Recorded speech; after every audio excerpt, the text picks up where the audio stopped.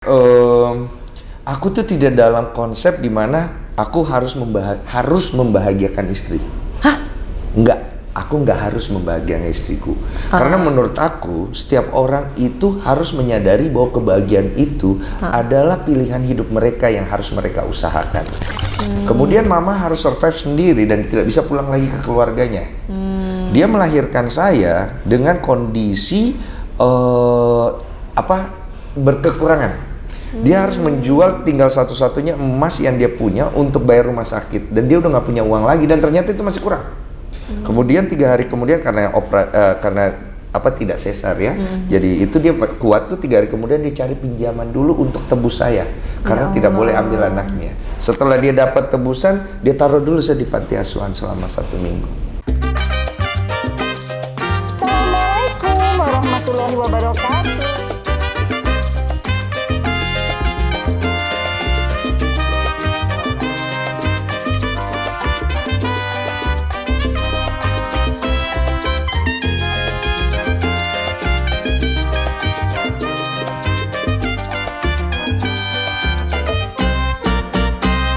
Assalamualaikum warahmatullahi wabarakatuh. Hai guys. Nah guys, aku mau kasih tahu kalian ya, rahasia kecantikan kulit wajah aku.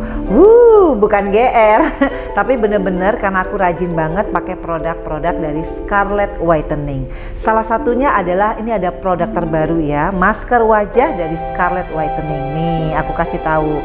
Tuh, namanya Herbalism Mugwort Max ya. Jadi kenapa aku pakai produk dari Scarlett? Karena bervariasi banget dan manfaatnya luar biasa. Nah guys, secara kulit aku sebetulnya normal, tapi juga oily, khususnya di daerah T, nih daerah hidung dan juga daerah jidat ya atau dahi. Nah juga aku punya pori-pori yang lumayan besar di bagian hidung nih guys tuh. Nah kenapa? Karena memang dari muda aku rajin banget yang namanya make up. Ya namanya juga jadi artis sinetron ya, jadi yang namanya makeup, yang namanya pokoknya kena lampu pasti membuat kulit wajah kita agak kusam. Nah salah satunya supaya tidak berjerawat lagi, tidak berpori-pori besar, tidak oily lagi, nah aku memakai masker wajah. Nah guys, for your information, masker wajah dari Scarlett Whitening ini lumayan lengkap. Kenapa?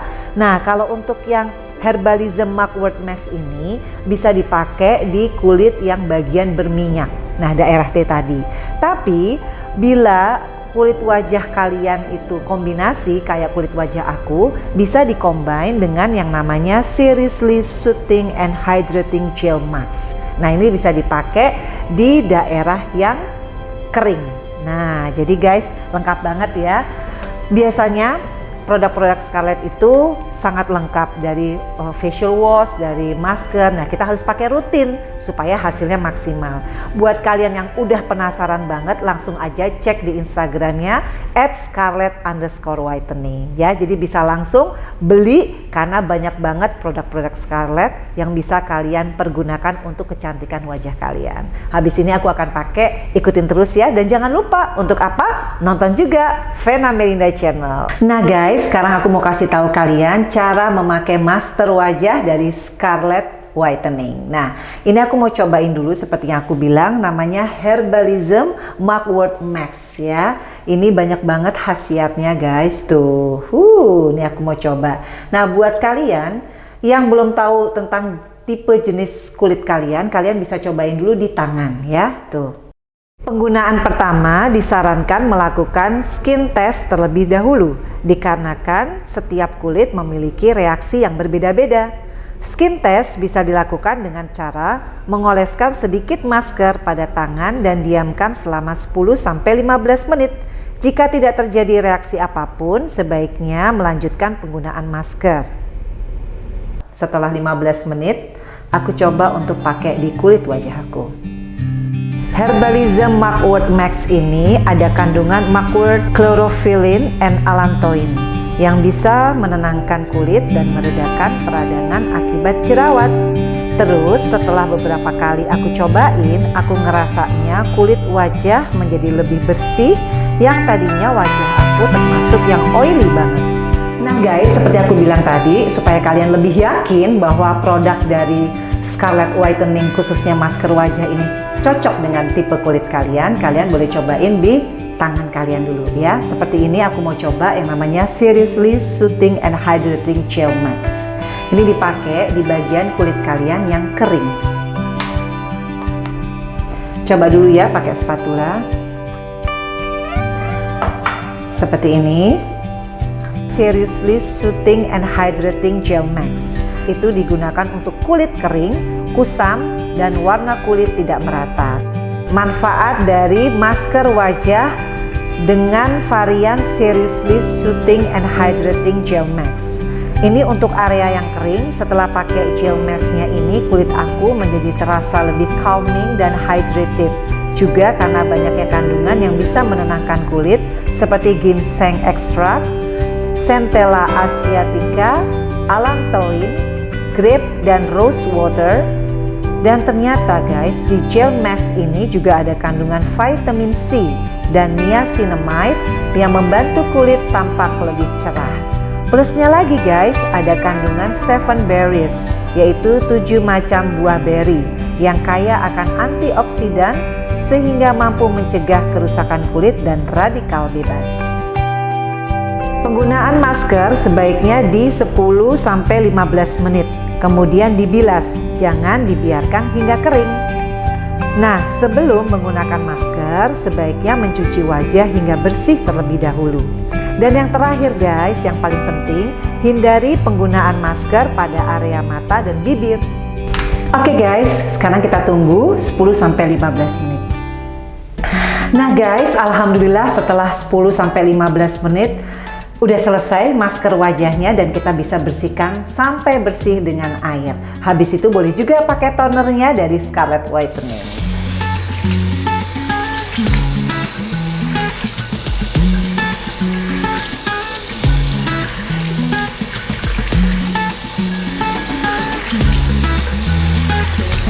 Nah guys, jadi tunggu apa lagi? Langsung aja cek semua produk-produk dari Scarlett Whitening di Instagramnya, yaitu @scarlett_whitening. Nah, khusus tadi tuh yang namanya masker wajah dari Scarlett Whitening, tuh jangan lupa ya, ini namanya Herbalism Mugwort Max, dan juga yang satu lagi adalah Seriously Soothing and Hydrating Gel Mask. Jadi kalau kalian mau order langsung aja karena stoknya terbatas ya guys. Langsung pesen bisa di Shopee ID dengan Scarlett Official Shop atau juga langsung bisa hubungi WhatsApp-nya di 0877 0035 3000. Tunggu apa lagi guys? Mau cantik, mau glowing, dan mau awet muda, langsung ya pakai Scarlett Whitening. Assalamualaikum warahmatullahi wabarakatuh. Hai guys, welcome to my YouTube channel, Vena Melinda Channel. Dan kali ini sebelah saya nih ada cowok keren ya.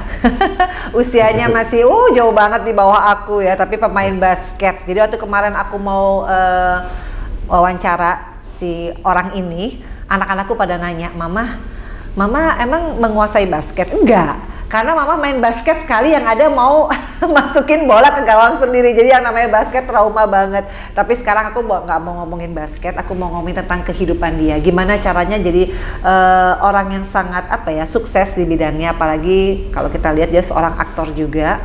Ini iklan juga. Dan dulu biasanya kalau kita nih tahun 90-an pemain basket ya udah stuck aja main basket. Paling punya klub. Nah, tapi ini sekarang dia menjelma menjadi YouTuber, menjadi pokoknya banyak banget deh profesinya sekarang. Siapa lagi kalau bukan Denny Sumargo. Terima kasih Kak, udah diundang. Main Kak apa? Kak aja ya? Ya kalau tante keterlaluan ya, kita beda 10 tahun ya. Tahun 81. Jangan kita omong umur di sini, kayak agak menyakitkan. Aku baru saja ulang tahun kemarin, udah kepala 4 aku sekarang. Tapi nggak kelihatan. Karena baru pulang dari New York tuh, hawa-hawa New Yorker tuh sampai ke sini, jaketnya keren. Yoi. Sepatu keren. Kasih orang. Terus rambut kayaknya model sekarang nih ya. Enggak, ini rambut sebenarnya model tidak terurus. Tidak terurus. Biasanya aku dulu kan rapi ya. Jadi cepak ya? Iya cepak. Kayak Coki Sitohang. Cuma kalau sekarang lagi males dan aku nggak terlalu kepengen kelihatan rapi, juga nggak kepengen kelihatan ganteng dalam tapi versi ganteng anak-anak. Jadi Ya bebas kayak, kalau itu ya. Kayak orang-orang Korea gimana? Kacamata keren. Ini kacamata minus apa kacamata supaya nggak kelihatan ngelirik ini orang? kacamata apa gaya-gayaan. Oh, jadi ini siapa yang ngatur nih kayak gini nih? Keren nih outfit of the day. Aku sendiri sih. Aku biasanya, aku tuh biasanya ngambil baju tuh serampangan. Jadi kadang-kadang aku pakainya tuh suka tabrakan-tabrakan. Oh iya ya, orange campur ke iya ya. Benar-benar. Jadi mungkin cocok nih sama sekarang ini kan lebih berani tuh kalau orang pakai fashion kan. Nah kalau aku emang ya udah apa adanya aja kita ambil ini. Oh oke nih jalan. Gitu. Nanti lama-lama punya clothing line lagi. Enggak sih. Aku enggak pengen punya apa-apa aku mah. Iya. Ini orang coba logatnya orang mana coba? Orang mana ya? Orang Sumatera. Bukan, aslinya Makassar. Oh, aslinya malah Sulawesi. Makassar, Sulawesi. Bapaknya orang Padang. Iya. Cuma aku dibesarkan di Makassar kecilnya. Jadi ini udah campur-campur lah ya. Campur-campur. Tapi dari Bandung malahan. Apanya? Dulu basket. Oh dulu di masuk basket, klubnya? aku basket, bela tim Aspak Jakarta. Oke. Satria Muda Jakarta. Oh. Terakhir Garuda Bandung. Oh baru, jadi aslinya Jakarta dong berarti. Kalau bela klubnya lebih banyak klub Jakarta sih dulu. Gitu. Nah gimana caranya nih? Biasanya kan aku bilang tadi di awal, kalau pemain basket itu biasanya ya udah umur 40 stuck gitu. Ini kan Iya. penampilan makin keren. Ya Masa kan? sih? Iya, terus jadi pemain. Gue dipuji loh. Jadi pemain film loh. Aku orangnya juga gak suka basa-basi, tapi keren loh. Maksudnya rapih gitu, paling nggak rapih, enak dilihat gitu. Iya makasih. Skincare-nya bagus. Apa gara-gara pernah jadi aktor? Iya. Jadi akhirnya merubah semua gaya, style dan lain sebagainya, apa gimana sih? Aku kurang tahu itu karena gini, aku tuh tidak terlalu mengkonsepkan diriku. Kalau orang mungkin dia punya konsep tentang bagaimana dia ingin berimage. Kalau aku jalan aja dan jadi aja. Nah, kalau ditanya aku bertransformasi itu pasti orang yang follow aku tuh pasti tahu. Aku bertransformasi banget dari Denny yang dulu, kemudian Denny yang sekarang itu banyak sekali transformasi dalam hidupku. Dan profesinya pun jadi tambah banyak kan. Nah, aku tuh memang identik dengan bad boy. Dan kemudian aku identik. Bad boy apa playboy? Playboy juga. Aku bad boy, playboy, terus juga aku emang terkesan urakan. Nah dulu aku selalu berusaha untuk menghindari image itu karena aku ngelihat image itu di masyarakat kurang bagus. Tapi setelah lambat laun saya ngerasa emang itu diri aku memang. Karakternya ya gitu. Iya, dan aku ngerasa bahwa aku seperti membelenggu diriku sendiri yang akhirnya malah kelihatannya jadi tidak bagus gitu. Dan aku coba untuk keluar dari semua itu dan jalan dan ternyata orang bisa terima-terima aja sih. Makanya aku selalu bilang sama banyak orang, jangan coba jadi orang lain, jadi dirimu sendiri, the best version of you. Benar. Gitu. Tinggal di-upgrade aja sesuai dengan profesi ya. Betul. Benar. Terus Gitu. jadi sekarang boleh dibilang udah tercapai semua dong. Belum dong, kan masih Kan harus jadi diri sendiri. Iya, kalau jadi diri sendiri ya jadi diri sendiri. Cuma kalau dalam hidup ini kan sebenarnya hidup itu kan pasti akan berjalan terus dan pasti ada kebutuhan dan keinginan yang terus kita pengen lakukan setiap hari gitu. Jadi aku berjalan seperti itu aja. Apa karena punya istri, jadi punya banyak keinginan untuk membahagiakan istri. Biasanya kan bapak-bapak gitu loh ya. Apalagi kalau mau punya anak ya. Iya. Nah kalau aku ya sebenarnya aku tuh tidak dalam konsep di mana aku harus membahagiakan istri. Hah? Enggak, aku nggak harus membahagiakan istriku. Karena menurut aku setiap orang itu harus menyadari bahwa kebahagiaan itu adalah pilihan hidup mereka yang harus mereka usahakan. Either beristri ataupun tidak. sendiri. Nah kebetulan istriku memiliki value yang sama sama aku. Tapi kami memiliki value di mana kami itu peduli dengan pasangan kami. Jadi sehingga kami kompromi untuk saling membahagiakan. Tapi tidak mengharuskan kami. Sehingga itu tidak menjadi beban. Benar. Nah, banyak kan orang akhirnya terbebani dengan harus. Iya. Harus dari image, apalagi dia public figure. Ya kan dia harus membuat atau meng-create image untuk dirinya dan keluarganya supaya dia tetap eksis dan dia tetap juga kemudian orang-orang sukai. Nah, aku tidak harus karena menurut aku biarlah itu berjalan dengan natural aja. Dan aku bukan tipikal orang yang memang romantis. Oh. Jadi kalau misalnya orang suruh aku romantis dan mungkin itu image yang bisa dijual, saya nggak bisa jualan. Oh, Oh, jadi benar-benar otentik banget ya? Iya, aku romantis itu mungkin 20% dari 100% relationship aku dengan istriku. Dan itu jarang banget. Dan itu terjadi di satu kondisi yang menurut aku terjadi secara original. Jadi nggak ada, kan biasanya kalau YouTuber by design ya. Iya, tapi oke juga, no problem, no problem ya kan? Jadi ini kayaknya YouTube-nya podcast aja ya, nggak pengen kayak vlog yang mencitrakan pasangan ideal. Boleh, boleh. Harmonis enggak ya? Emang? Boleh, aku sekarang punya 3 channel. Oh, ada 3 channel. Jadi ada pebasket sombong. Oke. Pebasket sombong itu aku startnya awalnya pakai channel itu. Jadi aku develop basket olahraga. Iya, iya. Terus dia udah lumayan nih, udah banyak lah. Kenapa harus basket sombong? Emang image-nya sombong ya? Katanya gitu. Iya, image-nya sombong. Kok bangga sih jadi orang sombong? Nggak apa-apa dong. Hah? Kan sebenarnya Orang Indonesia nggak cocok loh, kalau sombong kan konotasinya. iya, nggak suka orang Indonesia. Iya, Nggak apa-apa, saya emang udah nggak disukain orang kok. Serius? Iya, jadi awalnya aku bikin channel namanya Denny Sumargo, terus kemudian dia berubah jadi pebasket sombong karena waktu itu aku udah capek juga bikin YouTube gak ada yang nonton. Terus akhirnya aku mau berhenti, aku tulis di thumbnailnya ini pebasket sombong karena di dalam videonya dia kayaknya sombong banget sih, gayaku emang agak tengil, aku bikin tengil. Rame. Dari situ kita kembangin jadi channel pebasket sombong, namanya berubah. Gitu. Setelah itu aku bosan, aku pengen bikin channel lain di mana aku bisa ngobrol, tapi aku nggak punya bakat atau tidak punya kemampuan atau experience ngobrol atau bawa acara. Nah, jadi akhirnya aku pikir ya udahlah di rumah aja lah, di meja makan, aku bikin channel curhat bang. Oh itu ya. Itu yang paling laris Iya, dan iya, kencang. benar-benar. Jadi yang satu 800 ribuan, yang ini udah jutaan. Terus aku baru launching lagi yang model vlog untuk keluarga, namanya Keluarga Beringas. Baru aja aku launching. Tapi emang judulnya harus gitu kali ya? Iya, aneh-aneh. Harus yang aneh. Kalau yang standar orang nggak terlalu curious. Iya. Jadi aku punya 3 channel yang bisa untuk kesibukan tiap hari. Betul. Gitu. Jadi kalau misalnya aku tuh kepengen selalu produktif, ya aku main-main aja di channelku sendiri, atau aku bikin konten di sosial media aku, gitu. Ya makanya kenapa aku ngejar Denny Sumargo lewat kemarin ya. Kok aku jadi lupa siapa? Okan. Karena aku ngelihat dia cara nanya narasumbernya tuh asik gitu ya. Asik ya, makasih. Asik. Jadi maksudnya nggak yang ya biasanya kan kalau orang memang selalu menunjukkan gue ini bisa loh jadi presenter. Kalau ini enggak. Dia suka-suka dia aja mau bahasa kosakatanya apa ya kan kayak gitu ya. Tapi itu ternyata makin orang seneng ya. Mungkin ya karena original kali ya. Karena aku nggak bisa presenting. Aku nih semua yang aku bisa nggak sekolah, aku nggak belajar, aku terjebak di dunia entertain. It's not my dream. Iya, Bukan mimpiku iya. untuk masuk ke entertain. Jadi waktu itu dreamnya hanya jadi pebasket apa gimana? No, it's not my dream juga. Jadi apa? Waktu itu aku cuma pengen kerja. Kalau ada orang yang mau terima aku kerja di kantor, itu more than enough for me. Karena berangkat dari background aku di mana, coba deh bayangin kalau kita tuh terbiasa dengan segala kehidupan yang kita berkekurangan. Iya. Berkecukupan aja is more than beyond. Iya. Jadi kita ngerasa itu lebih dari cukup. Nah, aku merasa kalau aku punya kerja dan aku tidak ditolak dan orang-orang tidak menjauh dariku, itu lebih daripada cukup.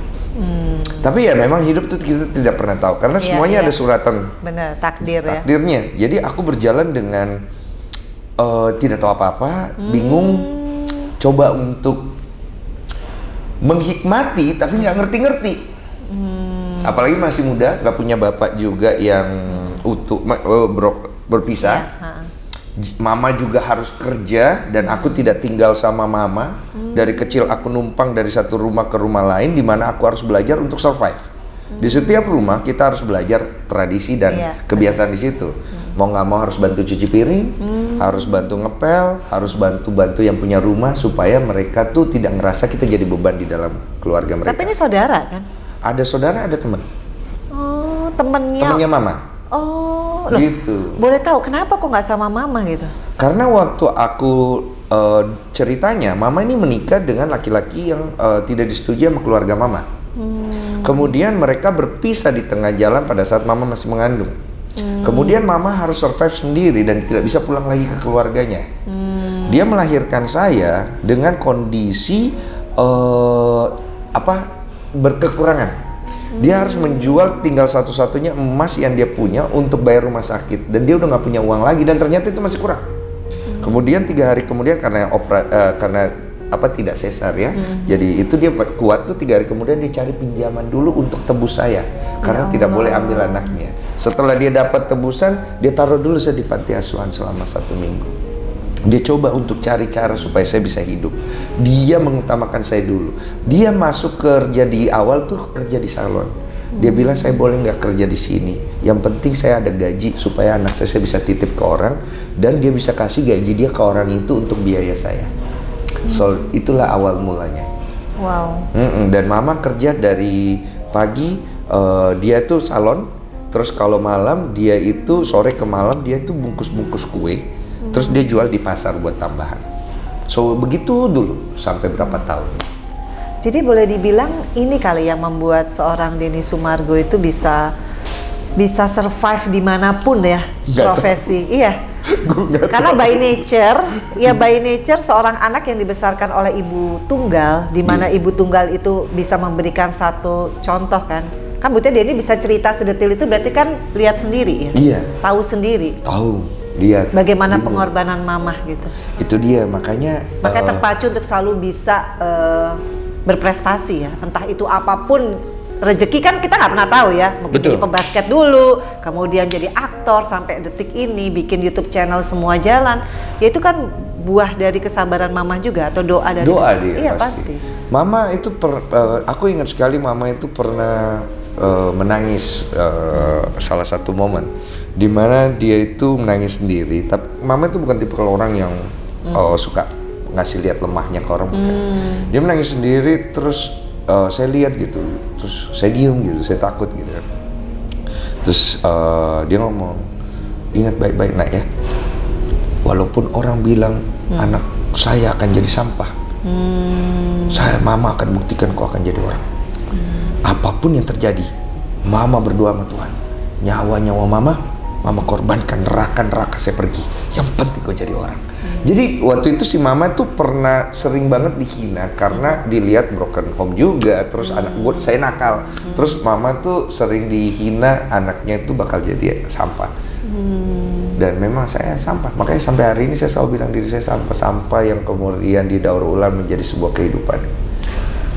Tapi jarang loh, aku dengernya antara terharu sama bingung gitu. Iya. Maksudnya Denny ini jadi benar-benar bentuk dari pengorbanan mama dan perjuangan mama. Jadi Denny ingin menyajikan kepada semua orang menjadi diri sendiri itu bukanlah hal yang aneh ya dalam hidup ini. Justru menjadi diri sendiri itu nggak dosa kok. Iya. Kadang meskipun ya tadi kan orang kan jarang loh mengakui bahwa dia sampah dan lain sebagainya. Betul. Tapi Denny bangga, tapi kedepannya saya bukan sampah. Betul. Saya menjadi sesuatu yang didaur ulang dengan sedemikian rupa menjadi hal yang luar biasa. Betul. Sementara orang sibuk menutup-nutupi siapa asal usul dia, pengennya orang tahu sudah di stage ini. Gitu. Betul. Jadi sekarang aku belajar. Kenapa kok bisa berfilosofi begitu? Itu kan kebalik ya. Dulu saya adalah orang yang selalu ingin terlihat bagus. Sama kok. Iya. Tidak ada manusia untuk membuktikan orang-orang nih kan, gitu exactly. Tidak ada manusia yang tidak ingin kelihatan bagus. Iya. That's nonsense. Kita lahir dengan nature pasti ingin kelihatan bagus, kelihatan pinter, kelihatan hebat, kelihatan keren, kelihatan ganteng, kelihatan paling oke di pergaulan, kelihatan paling kaya, kelihatan apalah semuanya. Saya pun salah satu orang yang pernah ada di dalam hal itu. Sampai kemudian suatu ketika Allah membolak-balikkan kehidupanku. Di momentum apa? Persoalan hidup banyak apa? banget persoalan hidup saya. Silakan cek di Google. Percintaan yang gagal, tapi kan harus ada yang paling gitu. Semuanya paling lah. Dari semua sisi, percintaan kandas, nama baik rusak, iya kan? Iya kan?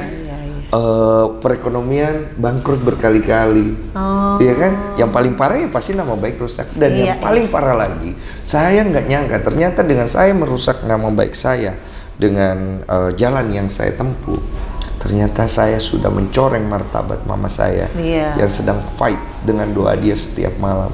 Coba untuk jadi seorang ibu, seorang janda yang tidak menikah lagi and fight sampai untuk satu sekarang, anak tidak menikah lagi. Pada saat melahirkan masih muda dong. Masih muda.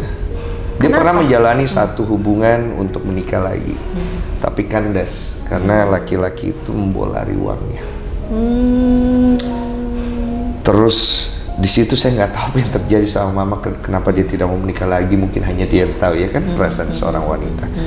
Dan saya ngerasa ketika saya melakukan semua hal yang di perjalanan hidup saya tersadar di suatu hari bahwa saya sudah menghancurkan salah satu mimpi orang yang paling mau pergi ke neraka istilahnya, untuk kasih nyawanya supaya saya jadi orang benar. Waktu itu umur 33, saya pernah cerita di beberapa YouTube. Saya mengalami Tuhan, kalau istilah saya. And then saya kembali ke mama saya, terus saya sujud di kakinya. Saya cium kakinya, terus saya bilang, Mama, Denny minta maaf.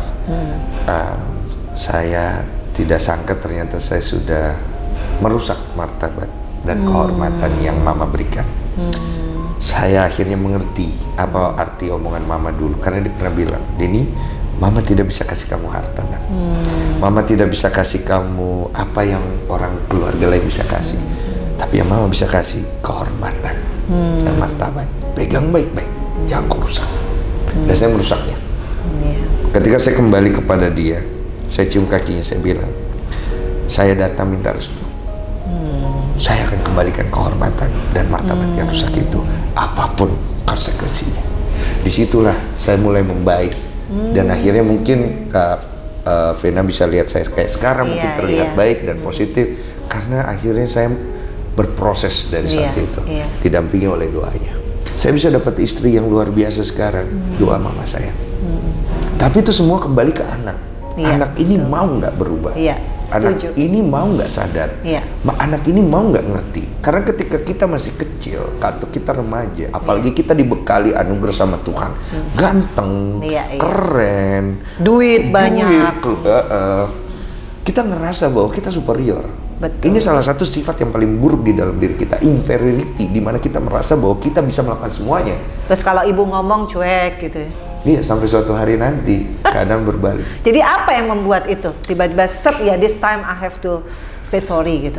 Panjang sih cerita, kalau aku panjang bisa 2 jam tuh. Intinya sebenarnya adalah saat akhirnya aku disadarkan sama Tuhan di Gunung Kerinci.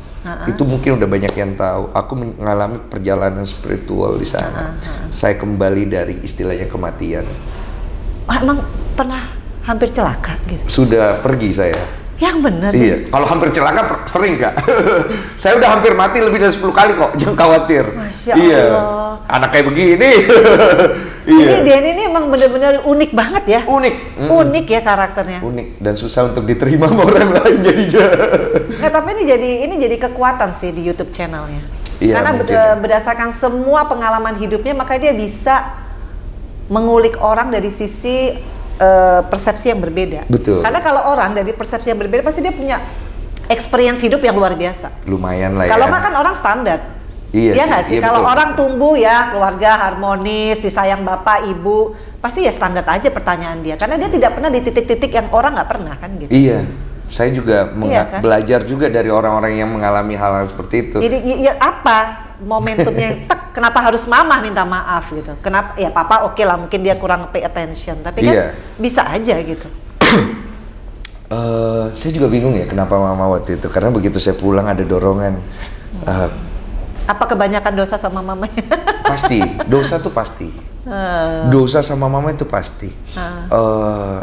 Jadi begini, ketika saya kembali dari situ, akhirnya saya mengerti bahwa manusia itu pasti berdosa.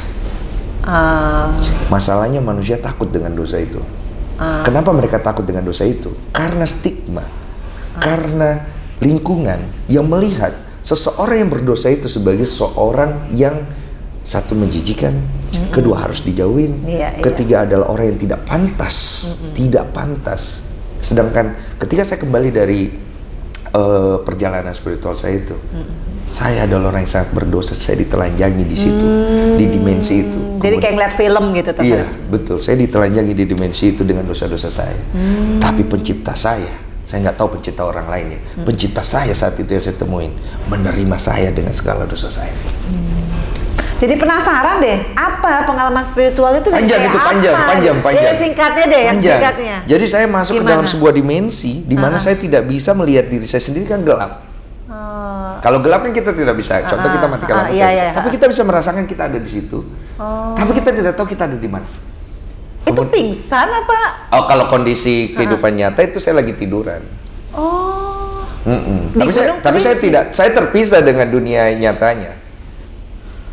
Mati suri. Nggak tahu, aku nggak ngerti. Pokoknya saya ada di satu ruangan, itu gelap, ya kayak di film-film lah ya, di Iya, gelap. iya, Terus saya nggak bisa lihat apa-apa karena gelap kan.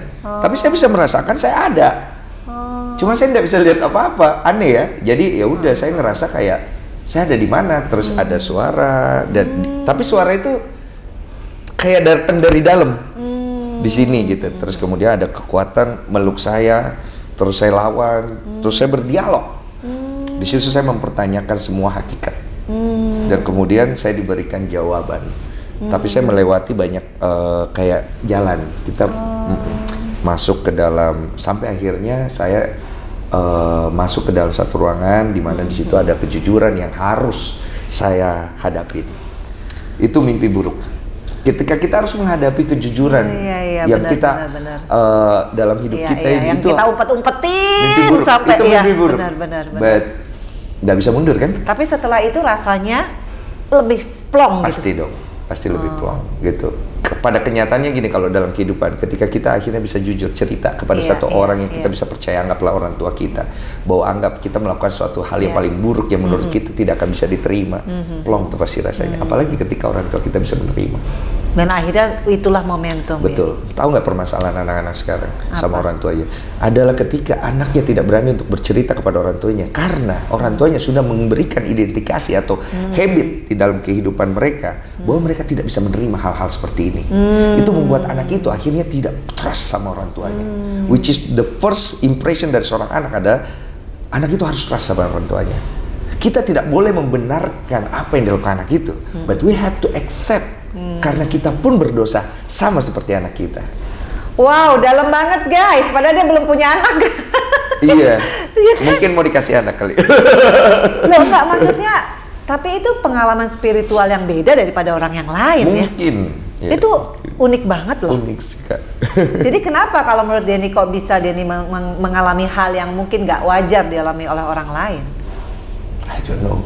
Saya nggak tahu. Saya tidak merasa spesial. Dan kalau ditanya sekarang, Kak, setiap hari saya berdoa sama Tuhan, saya itu kadang-kadang nggak merasa pantas. Saya kalau berdoa, saya selalu ngerasa bahwa Tuhan, apa yang Tuhan kasih kepada hidup saya sekarang ini, yang pastinya lebih baik daripada kehidupan saya sebelumnya, I don't deserve it at all. Kalau Tuhan kasih saya berlimpah-limpah, dan kemudian saya harus jauh darimu, saya minta Tuhan ambil semuanya, biarlah Denny hidup seperti dahulu dengan segala kekurangan Denny, tapi tolong jangan jauh dari saya. Karena saya tahu kali ini saya pasti mati, istilahnya binasa, karena saya tidak punya pedoman dalam hidup saya selain saat momen dimana pertama kali saya mengalami Tuhan dan kemudian saya di situ komit. Bukan karena saya takut pada Dia, Betul. tapi karena akhirnya Dia bisa mendapatkan hati saya. Wow. Dan disinilah akhirnya saya mengenal pribadi Tuhan. Tuhan itu adalah Tuhan yang luar biasa, yang maha baik, maha lembut, yang tidak memaksakan kita harus untuk percaya dan beriman ataupun menyembah Dia. Tapi kita melakukan itu karena kita dari hati kita mau, dan Dia mendapatkan hati kita. Tuhan pasti akan mendapatkan hati orang-orang yang Dia pilih. Percaya sih. Percaya banget. Karena apa yang diomongin Denny itu kata-kata dari dalam hati yang benar-benar pure, bahwa dia merasakan sampai rela kalau perlu saya nggak kaya tapi saya dekat dengan Tuhan. Jarang loh ada orang kayak gitu. Iya. Karena susah biasanya, diterima logika. Iya, karena biasanya kalau orang udah kaya, jangan dong Tuhan diambil kekayaan saya kan gitu.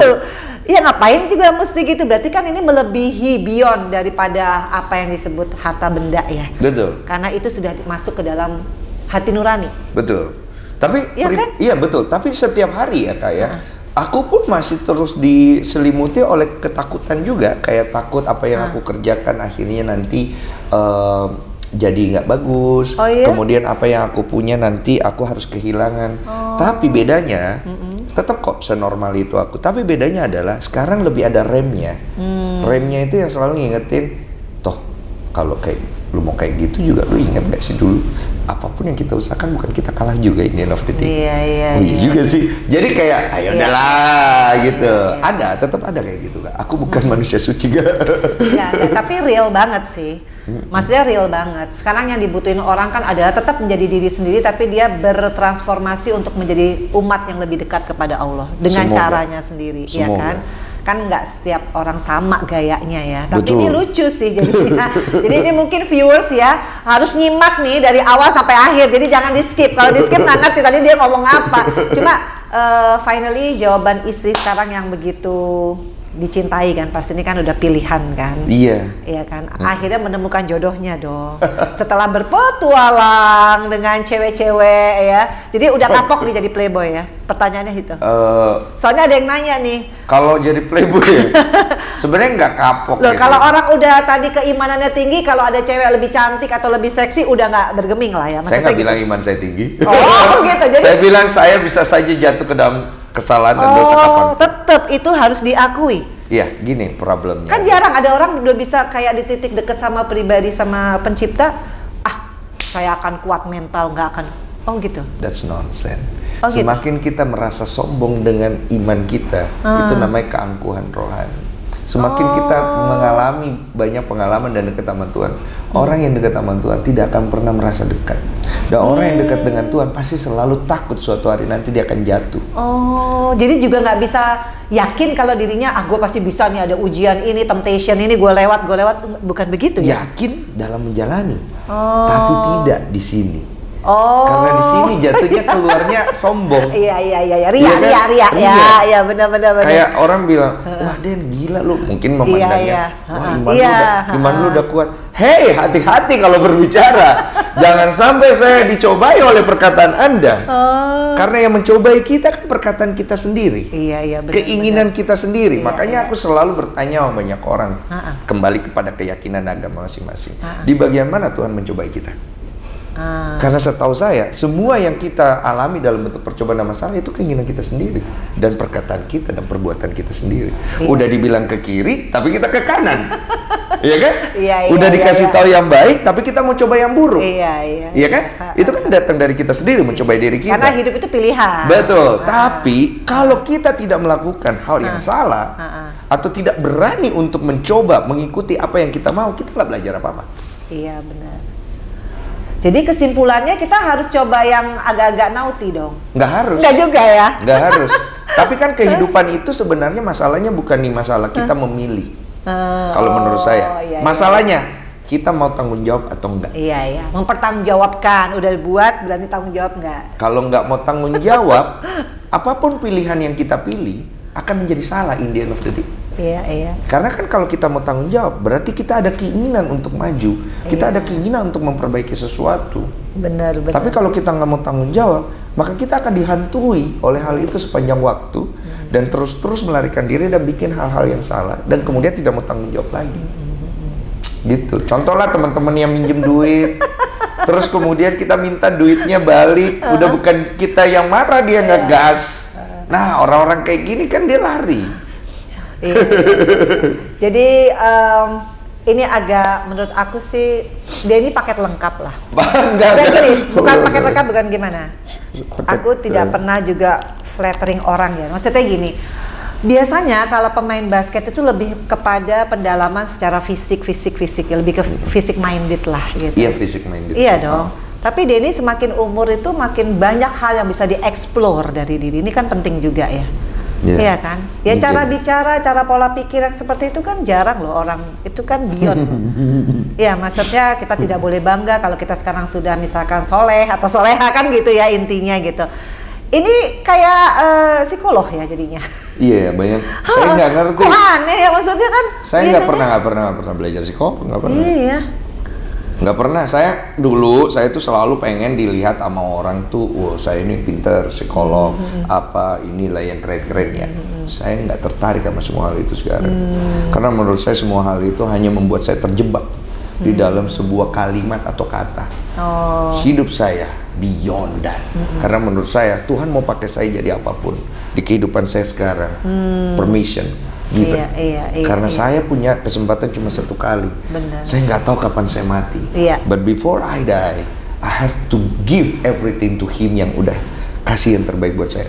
Saya selalu bilang gini, kalau kita selalu menghitung-hitung kesalahan kita ataupun kesalahan orang lain dalam bentuk dosa ataupun hal lain, Tuhan pun bisa hitung-hitung kita punya kesalahan kok dan dosa kita. Tapi Tuhan nggak pernah perhitungan ya? Tapi Tuhan tidak perhitungan. Dan Tuhan mengajarkan kita, kalau di Islam hablum minallah hablum minannas, kalau di Kristen the cross law, di mana kita belajar untuk hubungan kepada Tuhan dan hubungan kepada manusia. Kita meminta maaf kepada Tuhan apabila kita melangkahi atau melanggar apa yang menjadi firman-Nya. Tapi kepada manusia is another things. Apabila kita minta maaf kepada manusia, tapi manusia tidak bisa menerima maaf kita, the problem is not on us. Iya, betul. The problem on that person. Banyak kan orang akhirnya terjebak dengan permainan manipulasi perasaan yang dilakukan oleh orang lain untuk membuat kita merasa bersalah. They play victim, and then kita yang sudah benar akhirnya jadi salah. Suka begitu tuh ya. Apalagi kalau masalah hukum ya. Tahu benar ya. Seringnya gitu. Iya. Jadi ngerasa diri udah cukup kaya dengan ilmu nggak setelah apa yang terjadi? Kayak sekarang juga kan ada masalah juga. Masalah kan nggak pernah selesai. Iya, nggak pernah. Nggak boleh selesai dong. Iya, nggak boleh selesai. Sekarang ngerasa udah punya tabungan nggak? Kalau soal hukum mah gue sih piece of cake karena bukan itu yang paling urgent kan dari. Enggak. Aku nggak ngerasa. Jadi ini dihadapi masalah hukum, masalah apa sebagai apa nih? Kalau sekarang pemikiran seperti ini? Biasa aja. Biasa aja ya? Enggak ada apa-apa. Sekarang lagi ada masalah hukum. Mantan manajer. Kan orang suka ngeles gitu. Lebih gemes apa lebih kaya lagi nih ilmu dengan ngadepin orang kan macam-macam. Ini kan ilmu juga nih buat kita. Betul. Enggak sih, aku nggak ngelihat itu sebagai masalah. Karena masalah problemnya cuma satu, adalah penggelapan uang. Itu diselesaikan secara hukum. Saya serahkan kepada pihak polisi. Apabila pihak polisi menyatakan, oh sorry Mas Den, buktinya tidak kuat, orang ini tidak bersalah, saya ikhlaskan. Seikhlas itu? Ikhlas dong, kan saya udah bilang, bukan masalah uangnya. Uang bisa dicari, tapi kepercayaan itu jangan dilangkain. Kemudian amanah orang tua, jangan coba-coba. Saya kan harus menjalankan amanah itu, saya selesaikan. Dan kalau memang ini yang harus saya selesaikan, ya saya jalin dari situ. Saya tidak ada urusan personal dengan mantan manajer saya, itu nggak ada sama sekali. Saya pribadi lebih ke penggelapan uang, saya serahkan ke polisi tolong diperiksa. Apabila polisi menemukan bukti bahwa orang ini memang melakukan, ya monggo diproses. Kan gitu, simple ya. Terus saya juga tidak mau membawa ini ke arah menjatuhkan nama baik orang lain. Karena bukan di situ problemnya. Problem saya sama dia cuma penggelapan uang, belum terbukti kok. Kan bisa aja saya salah. Iya kan? Bisa aja saya salah dan kemudian saya harus tanggung jawab dong kalau saya salah. Saya harus mengganti mengganti rugi nama baik dia. Saya harus berusaha untuk memperbaiki nama baik dia. Itu kan sebagai saya harus melakukan hal itu. Gitu. Jadi aku ngebawa semuanya tuh agak bangke-bangkenya ini ya, adalah aku kayak orang nggak peduli, santai aja gitu loh. Tapi asik ya dapat suami kayak begini ya. Jadi akhirnya kayaknya nggak pernah berantem nih sama bini kayaknya ya. Soalnya kan esensi kehidupan ini sudah sangat dewasa loh. Jarang loh untuk cowok lagi ya. Umur 40-an lah sedeni gitu.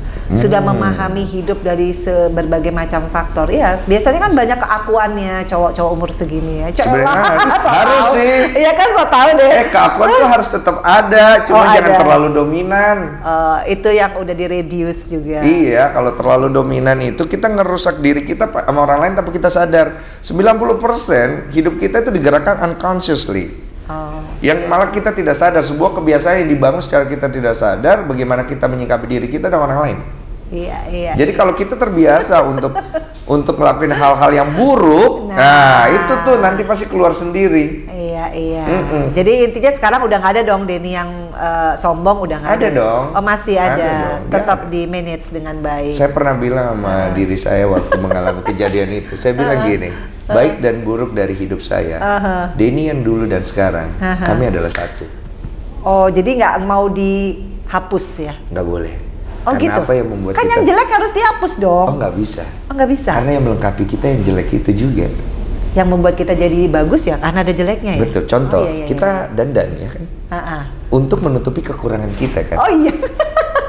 Kalau nggak ada kekurangan, apa yang mau kita dandan? Ini anak pintar banget ya. Kenapa nggak jadi motivator aja sih? Enggak, saya bukan motivator ya. Iya, tapi kalau ada permintaan ini untuk membuat orang menjadi logik loh. Orang kadang-kadang suka halu, itu loh masalah, bener nggak? Iya. Gara-gara sekarang orang itu hedon, orang jadi suka halu. Nah, orang kan harus otentik kan sebenarnya. Iya, itu Iya agak nggak sih? sulit sekarang sih emang. Sulit loh, orang jadi palsu. Jangankan cowok, ibu-ibu juga kadang-kadang harus palsu Iya. untuk bisa diterima dalam satu komunitas. Misalnya. Betul. Nah itu gimana, share dong, apalagi anak-anak ABG ini. Sebenarnya di sini ada dua sisi mata uang antara bagaimana kita bersikap kepada sekitar kita dalam Iya. konteks palsu Nah. dan coba be nice. Oh iya, benar. Beda-beda tipis. Iya, beda-beda tipis. Iya. Di sini kita suka terperangkap dengan ideologi bahwa kalau gua berbuat baik atau be nice sama orang ini, padahal gua nggak suka sama dia, Iya. gua palsu. Heeh. Oh, nggak juga. Ah. Nggak juga dong. Karena berbuat baik atau coba berprasangka Nice, baik, ya. itu bukan sebuah kepalsuan, itu dirimu. Dirimu. Tapi ketika kamu menggibahkan dia di belakang, Nah itu yang nggak boleh. it's another different things. Iya. Gitu kan? Lu udah ngomongin dia yang jelek, terus Tapi di depannya, itu itu muna. Itu nggak boleh. Nggak boleh. Nggak boleh. Aduh, lucu ya kalau ngobrol sama Denny. Kayaknya gue betah deh ya. Sayang aku nggak diundang deh di podcast. Nanti dong kita undang ya. Oh ya. Ini ada pertanyaan nih ya. Iya. Dari Indri_Will Kate. Titip pertanyaan ya Maven. Mau sampai kapan jadi pembasket sombong? Terima kasih Maven. Semoga dibaca dan ditanyakan langsung. Ini orang kesel apa sebenarnya bangga sih? Kayaknya dia emosi sama aku. Aku juga nggak tahu sampai kapan ya. Mungkin semampuku aja ya. Karena aku pribadi juga mungkin udah makin tua, udah nggak bisa juga. Tapi ngimbangin. makin keren ah. Aduh, keren mah relatif. Usia mah nggak bisa bohong. Aku sekarang bikin konten itu kan maksain fisik juga. Tapi di satu sisi aku seneng karena dengan usia sekian aku masih berolahraga, berkompetisi dengan anak-anak muda yang jadi lawanku di dalam konten itu.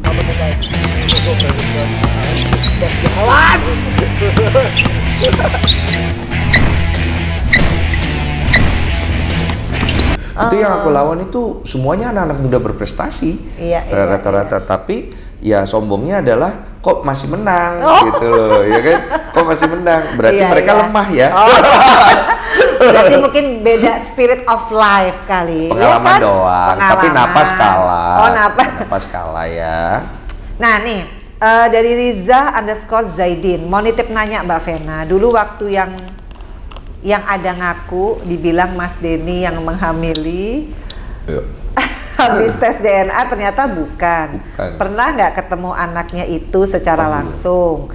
Nah yang kedua, aku senang banget lihat Mas Denny dengan istrinya yang lucu dan pintar.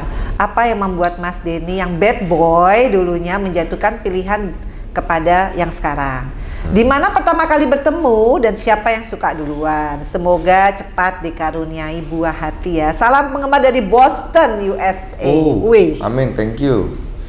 Nah, kalau yang dulu tuh anaknya si cewek itu, aku ketemu terakhir pas tes DNA. Jadi dia ikut anak itu karena memang juga dia harus diambil ininya ya, bagian dinding itunya, mulutnya. Terus kemudian terakhir ketika sudah selesai tes DNA dan sudah dilihat hasilnya sama ibunya juga, terus aku minta ibunya untuk preskon untuk diselesaikan aja. Aku sempat ketemu di situ terakhir. Aku sama peluk, anak itu. Aku peluk, aku bilang, aku bukan papamu, nak. Aduh. But one day if you need my help, kalau suatu hari kamu butuh pertolonganku, datanglah ke tempatku. Sebisa mungkin aku akan membantumu karena jalanmu akan berat. Iya. Tapi inilah hidup. Jangan khawatir. Pasti kamu akan menemukan jalannya. Gitu. Masya Allah. Udah, aku terus pulang, mama juga pulang. Terus udah selesai masalah lewat preskon. Tapi sempat sedikit ada drama-dramanya, cuman langsung aku sikapin. Dan itu udah beres semuanya. Kalau sampai hari ini belum pernah ketemu lagi. Tapi intinya Denny juga sayang lah ya. Aku pribadi sebenarnya tidak mau mengimagekan diriku sebagai orang yang wah saya itu penyayang, enggak. Saya adalah orang yang kalau saya bisa bantu saya bantu, kalau saya tidak bisa bantu saya bilang saya tidak bisa bantu. Karena saya tidak mau terjebak di dalam rasa kasihan saya lagi. Saya sudah terjebak di dalam rasa kasihan saya bertahun-tahun. Iya. Jadi itu kalau dipikir-pikir kesalahannya di mana ya? Kesalahan gak ada di dalam hidup. Jadi gini. Gimana dong? Hidup itu pasti salah. Oh gitu. 100% hidup itu pasti salah. Gak mungkin hidup tidak bikin kita salah. Jadi jangan takut salah, karena pasti salah. Karena kita kan nggak bisa lihat masa depan ya. Gak bisa. Iya, jadi kalau salah-salah Mundur dikit, salah, iya. maju salah. Pilih maju salah daripada mundur salah. Kalau yang namanya mundur nggak move on. Nggak move on. Jadi tetap salah. Jadi tetap salah. Jadi ingat di kepala, saya pasti salah. Pokoknya maju. Ya kan? Aduh, ini yang kedua dong. Gimana? Ketemu di mana nih sama istri yang sekarang? Sayang banget nggak? Istri yang sekarang aku ketemu dikenalin sama teman. Waktu itu teman saya itu ngasih nomor saya ke dia. Dia yang kontak duluan. Just say like, aku dapat nomor kamu ya dari ini. Aku Ova gitu. How are you, kata dia. Siapa sih dia? Iya, banyak yang WA ya? Laki kalau udah sok kegantengan gitu. Laki gak sok ganteng kan gitu. Iya. Siapa nih? Gitu. Cewek sok cantik juga gitu sama aja. Siapa nih ya? Terus ya udah, terus aku WA-an, terus aku lihat dari WA-an kok anaknya kayaknya asik ya. Cuma aku waktu itu lagi fokus ke hal yang lain ya. Terus aku waktu itu ketemu dengan satu. Ini kan baru kan, belum lama. Udah kan? lama. Jadi aku kenalnya tuh udah lama. Terus tapi nggak pernah ketemu. Terus aku menjalani hubungan sama mantan aku yang nggak jadi nikah. Nah itu kita nggak pernah. Jadi ini sebelum yang itu? Iya sebelum.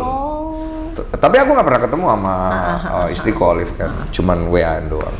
Terus aku jalanin, wah struggle aku di situ kan, menjalani, wah hiruk pikuk lah segala macem. Keluar, keluar, di kontak lagi. Aku dengar beritamu, katanya gini gitu-gitu. Nah, aku kan memang butuh teman cerita kali kan. Ceritalah aku via telepon, gini, iya gini kondisinya gini. Oh iya gini. Dia dengerin.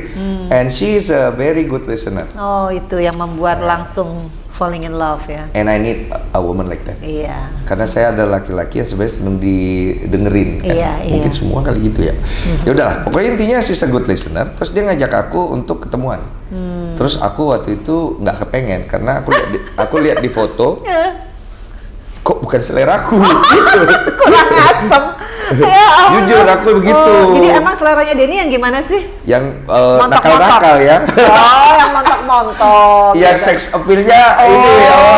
Kalau ini kayaknya smart ya dia ya. Kalau ini dia nggak values-nya bukan di situ, dia di smart, yang lain-lain. Cuma aku nggak terlalu doyan cewek pintar, ya kan. Aku suka cewek nakal aja. Terus ya udah aku tengok-tengok, tapi dia ngajak lagi. Cuma nggak enak hati kan kita kan. Akhirnya aku ketemu pertama kali di Oakwood. Di Mega Kuningan, deket kosan aku tuh ngekos dulu bertahun-tahun. Terus akhirnya aku ketemu, terus aku lihat, terus aku terperangah. Oh no. Kenapa? Not my type. Masih itu? Iya. Nggak jelek ya, aku nggak bilang jelek ya. Olive itu nggak jelek sama sekali. She's a very beautiful woman, tapi ngerti nggak sih perspektif selera orang beda-beda, ngerti nggak? Iya. Bukan my type gitu. Oke, ya udah ngobrol. Kok ngobrolannya anak ini kok berbobot sekali. Terus ketika aku ngomongin masalah apa yang dipakai kan, kita kan kalau ketemu gitu, aku orangnya parah banget. Aku bilang, kamu pakai baju kayak gini tiap hari? Enggak, ini satu sekali doang. Oh, kenapa emang? Kayak cincin, gue bilang. Terus dia nggak tersinggung loh. Oh, nggak marah. Padahal cewek paling marah loh. Paling marah. Dia ketawa. Terus dia bilang, itu masalah biasa, kata dia. You know what? Kalau kamu kan pernah aku kirimin tuh, dia pernah nulis values hidup dia. Dan tidak ada satu hal pun yang berbentuk material di situ. Ya ampun. Integritas, komitmen, loyalitas, itu valuesnya dia. Wow. Terus dia bilang gini, ketika kamu punya integritas, ketika kamu punya loyalitas, ketika kamu punya mindset yang benar, dia bilang, masalah fashion is small things. Gue cukup hire a good fashion style, dan gue bayar dia, gue jadi bagus in a day. Tapi kalau nggak punya values ini, sampai kapanpun lu tidak akan pernah jadi manusia yang punya komitmen dan tanggung jawab. Jadi nggak utuh ya. Kok gue kalah ya? Benar. pintar kali jawaban dia, bagus ya kan. Tes lagi ngobrol, dia jawab lagi bagus. Dalam hati saya, kok ini perempuan mirip kayak gua ya? Mirip, cuma aku versi bad boy, dia versi good girl. Iya. Wah, udah kepikiran lah kita pulang kan. Terus besok ketemuan makan bareng. Terbangunlah ngobrol-ngobrol, makin lama makin dekat. Akhirnya kita jadi pacaran. Tapi tidak ada kayak menggebu-gebu yang kayak dulu. Senengnya ada, menggebunya ada, tapi tidak dominan. Dan tidak memakai mata laki-laki yang nakal itu udah Betul. Kacamatanya udah langsung beda. Jadi kalau dulu kan kita laki-laki ya, kalau kangen itu sebenarnya bukan kangen, nafsu. Itu yang aku laki ya. Gitu. Nafsu dong. Jangan bohong lagi-lagi. Tapi ketika kita sudah menemukan compassion, love, true love, kita tidak kangen bukan karena nafsu lagi, tapi kangen karena sayang. Iya. Care. Itu lebih long life loh. Betul, sincerely. Iya, sincere. Gitu. Ini banyak banget loh yang nanya ya. Dari Shinta Tri. Ed Sumargodeni, pernah ngalamin masa terburuk dalam hidup, gimana cara bangkit? Cara bangkit ya, kalau masa terburuk kok cek aja di Google tuh ya, sama YouTube aja kan. Cara bangkit lah, paling penting. Cara bangkit itu ya, kalau menurut saya ya, kita ini tidak bisa menyamakan cara setiap orang dengan kehidupan kita. But hal yang paling bisa kita lakukan adalah saat kita terjatuh adalah untuk terima dulu kalau kita sudah kalah. Kalau kita tidak bisa terima kita kalah, acceptance. Acceptance. Ini sulit kita dalam segala kondisi dalam hidup kita ketika kita jatuh lagi untuk bangkit. Belajarlah acceptance di kekalahan pertama, karena di kekalahan kedua ketika kamu sudah bisa menerima, kekalahan kedua tidak ada artinya. Jadi fondasi udah kuat. Karena kita bisa menerima kekalahan dalam hidup kita dan mendaur ulang kekalahan itu menjadi sesuatu yang punya values. Betul. Kayak aku bilang tadi, nggak apa-apa kok kalau kita dibilang bodoh, nggak apa-apa kok kalau kita dibilang buruk atau sampah, tapi kita jangan hidup di dalam situ. Karena orang-orang yang menghakimi kita dengan perkataan-perkataan yang tinggi itu, sesungguhnya mereka pun belum pantas dengan apa yang mereka katakan. Iya. Karena yang memantaskan itu hanya Tuhan akhirnya. Betul. Dan barang siapa percaya bahwa mereka bisa punya kesempatan, pasti tergerak untuk maju. Iya. Nggak ada nih manusia bisa maju kalau dari dirinya sendiri, atau bangkit ya lebih tepatnya dari diri sendiri, tidak ada keinginan. Benar. Nggak ada, cuma nunggu. Dan juga nggak bisa orang menjatuhkan orang lain selama dia juga nggak menjatuhkan dirinya dia sendiri. Nggak bisa. Iya, nggak bisa. Nggak bisa. Jadi it's okay kalau kita memang akhirnya kalah. Jangan khawatir, jangan takut, jangan bingung. Semua orang di dunia itu kalah. Tidak ada yang tidak kalah ya. Tapi jangan kalah pada saat kematian menjemput Anda. Jangan kalah, karena disitulah akhirnya cuma ada dua hal yang Anda harus pilih, ikhlasin atau enggak. Iya. Jadi udah nggak takut nih sama kematian ya, udah merasa cukup. Masih takut juga. Cuman tetap saya akhirnya merasa bahwa ya saya manusia, saya harus punya takut juga, saya harus terima. Nah ini nih acceptance itu. Iya. Jangan gini nih, saya ngomong nih ya, gila dia ini keren ya, beriman ini ya kan. Saya ngerasa, saya melihat, wih orang ngelihat saya gini, kematian takut, kok? Nggak ada manusia nggak takut kematian, pasti takut. Iya, karena dia masih ngerasa banyak hal yang terus harus diperbaiki sampai dia meninggal. Benar. Iya. Itu harus takut dong, kalau nggak takut sama kematian, ya namanya. Terus gimana? Namanya bukan manusia dong ya. Nggak asik juga lah. Kita kalau nggak takut sama meninggal. Nih, ada dari _baby elf. Ada nggak kepikiran rencana meninggalkan dunia entertain? Dan kalau ada, coba spill planning ke depan apa bang sama istri gitu. Dulu tuh sebenarnya udah nggak kepengen entertain, apalagi waktu kena kasus dulu, nama baik sudah rusak. Nggak ada juga kerjaan kan. Sempet tuh nggak ada kerjaan. Tahun berapa? Kak Vena kan tahu kalau di dunia entertain nama baik rusak, selesai hidup kita kan. Iya benar. Itu masa sih dampak banget. Laki-laki yang menghamili perempuan tidak tanggung jawab, berdampak nggak kira-kira di Indonesia ini? Oke guys, terputus tadi ya. Ini terakhir nih Denny, dari @wistorate_.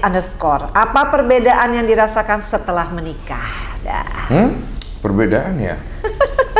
Oke, aku coba pikirin pertanyaan belum pernah aku ditanyakan ya. Pertama, kalau nakal, bandel, masih, tapi sudah tidak bandel cewek lah, itu sebelum nikah juga udah enggak kan. Terus kalau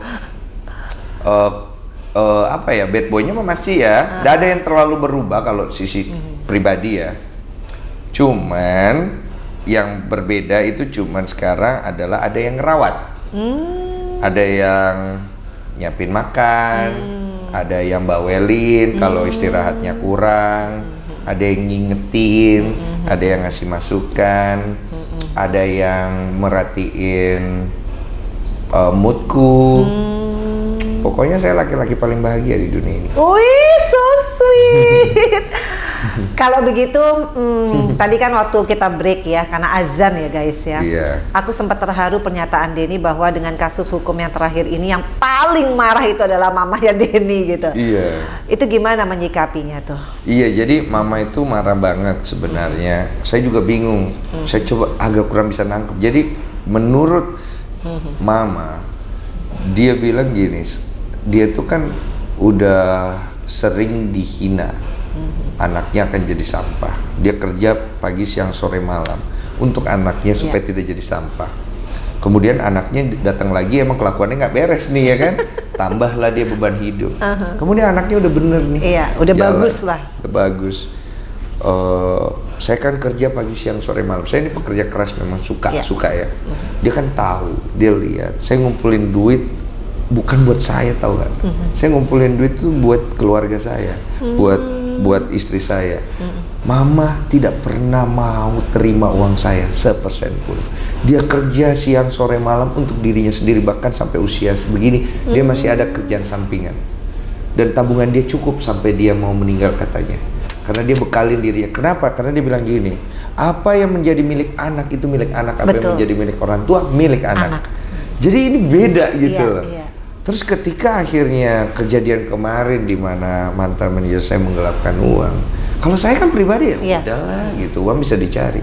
Mama juga setuju, cuman dia ngelihatnya dari perspektif beda gini. Dia lihat saya saja orang tuanya tidak mau ambil uang anak saya karena saya mau lihat Denny yang setiap hari dia kerja dari pagi, siang, sore, malam, hidup masa kecilnya tidak ada bahagianya karena saya tidak mampu, supaya masa tuanya dia bisa nikmati kerja kerasnya. Kenapa kau pergi ambil uang dia, sedangkan saya sendiri orang tuanya tidak mau ambil uangnya, tidak minta uangnya, supaya anak saya ini kasihan yang saya tidak bisa bahagiakan dari kecilnya, tuanya dia bisa nikmati. Nah, marahnya dia di situ. Jadi saya yang dengar, kok saya nggak nangkep ya perasaan orang tua tuh beda kali ya. Iya, karena ibu tuh begitu. Nyawa tuh buat anak, hidup buat anak, dedikasi. Makanya sampai nggak menikah lagi tuh aku udah ngelihat ini emang ibu luar biasa ya. Nih kalau boleh terakhir Denny ya, karena Denny sibuk banget guys. Kalau ngobrol sama orang pinter bisa 3 hari 3 malam. Jangan bilang saya pintar ya. Tapi pinter aku juga nggak mau bilang kalau pinter ya, aku harus bilang pinter. Pinter dalam kehidupan, bukan pinter dalam arti kata bagaimana. Pengalaman tapi, aja, pengalaman. Tapi kan ini wajib di-share ya Den ya. Makasih. Karena kita sekarang pandemi banyak sekali orang itu yang terpuruk baik secara finansial dan secara mental. Itu yang kita harus sharing. Mental yang paling buruk. Banyak banget orang terpuruk. Nah, tapi bunuh diri banyak. Bunuh diri itu sebenarnya nggak masalah ya, karena tidak mengganggu orang kalau menurut saya. Kalau bunuh diri ya ganggu lah ya. Walaupun itu salah. Iyalah. Iya kan? Tapi yang paling berbahaya itu yang begini. Iya. Nah ya, kenapa? Ini mental. Benar. Kalau memang kamu kepepet sekali, jangan begini. Iya. Pinjam. Kepepet sekali pinjam, jangan begini, karena mengajarkan kita untuk tanggung jawab. Betul. Kemudian dalam meminjam, ganti. Iya. Supaya berkatmu berlimpah. Betul. Kalau tidak ganti, masalahmu tambah banyak. Betul. Saya berani jamin sebelum saya mati ya, kau pinjam uang orang, kau tidak ganti, potong nih lidah saya, leher saya. Kalau masalah kau tidak datang bertubi-tubi. Itu luar biasa ya. Pasti, karena itu hak orang yang kau ambil. Jangan pernah ambil hak orang. Betul. Kemudian kalau dapat masalah banyak, lagi kondisi kayak gini, sedekahnya tambah. Iya, benar. Jangan takut miskin. Jangan takut miskin. Saya pernah loh, Kak, saya lagi susah ya. Karena saya percaya barang siapa memberi. Iya, tadi dibilang kan ada kasus yang dulu itu kan nggak ada kerjaan tuh. Saya nggak ada uang, saya main uang. layangan di genteng 8 bulan. Saya nggak ada uang. Saya ada momen lah kita melihat orang susah ya. Iya. Uang saya juga pas-pas ya. Saya kasih. Oh. Saya pernah nolongin, uang saya tinggal 40 juta Kak saat itu. Saya nolongin orang, anak bodoh ini yang pakai nama saya untuk nipu orang. Uang sumbangan dia pakai. Dia di ujung tanduk mau dipenjara. Saya kasih uang saya 30 juta, jadi tinggal 10 bayar kosan, buat bayar kosan. Ya Allah. Jadi ingat selalu dalam masa-masa sulit, yang bisa membawa kita keluar adalah keikhlasan kita untuk percaya sama Tuhan. Bahwa Tuhan memberi makan siapapun itu. Burung di langit tidak kerja, dia kasih makan. Pohon-pohon ini dia kasih air. Apapun itu, apalagi kita makhluknya. Betul. Ya kan? Kalau kita beri pada saat kita berkekurangan, itu nilainya jauh lebih tinggi daripada orang-orang yang tidak berkekurangan memberi. Terakhir nih buat mama, karena orang spesial yang bisa mencetak seorang Denny Sumargo. Mencetak, asik. Iyalah, mencetak lah. Apa gua dong yang mencetak itu kalau mencetak? Karena kan masalah karakter ini susah-susah gampang loh. Iya. Bener. Aku terharu banget karena aku seorang ibu. Kalau Denny yang udah punya penghasilan sekian mau bersujud di kaki ibu, mengakui semua kesalahan, itu hal yang paling membahagiakan orang tua.